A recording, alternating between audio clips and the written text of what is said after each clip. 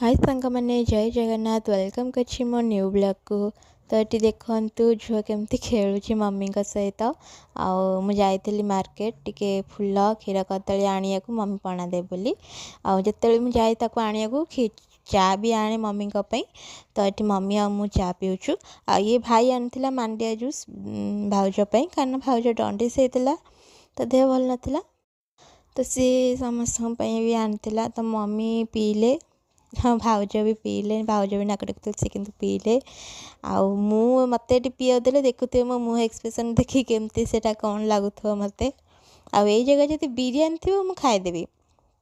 ए भलिया मुह आ करबिनी आउ एठी मो ड्रेस रे पोछि दउची जम्मा भी पिउन मोर सेमती थुआला मो मम्मी पी देले।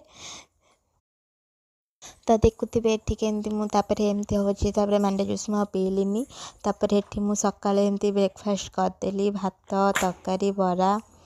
ए सब तापरे खरा बेले हेतिला हमर पालंग साग पकुड़ी आ भेंडी तरकारी आ भात तापरे हम लंका चकड़ी खाइदेलु तापरे एठी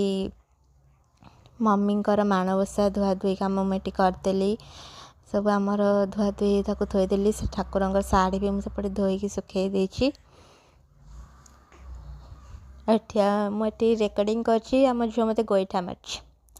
तो ये आम घर सब बाहर जो कांथ सब सेठी मु सब ये चिता पकई चारि कचक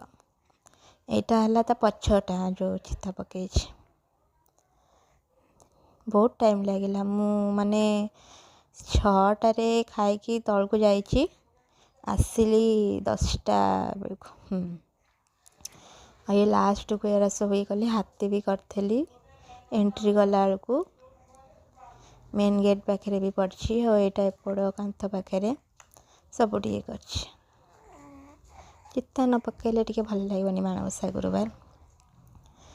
तो तापर तो माणबसा गुरुवार थिला तो चिता न पकेले हबनी चिता पके भी बहुत भल लगे खास कर आम झिया मन को। तो देखंतु मोटी चिता पकई आउ ये झोटीटा भी बहुत माने बहुत टाइम लगिला ये झोटीटा मते करिया को आ बहुत उठिकी एटा को सेटा को लागिला करिया पड़ला। तो ये गेट रे भी मु हाथी करथली तापर गोटे पद्म पुणी पाद चिन्ह ठाकुरंकर एटा एमती करछि तापरे 5 जाक भी करथली ए भली सब चित्ता मु पकईथली। यदि आपण माने मो वीडियो भल लागुस तो लाइक कमेंट शेयर करिवे। जय जगन्नाथ।